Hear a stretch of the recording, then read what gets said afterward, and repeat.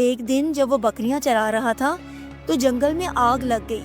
اس نے دیکھا کہ ایک چھوٹی سی سپنی آگ میں پھنس گئی ہے۔ اس کے دل میں رحم آیا، جان پر کھیل کر وہ اسے نکال لایا۔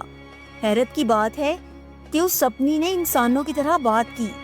میں عام سانپ نہیں، جنات کے بادشاہ کی بیٹی ہوں۔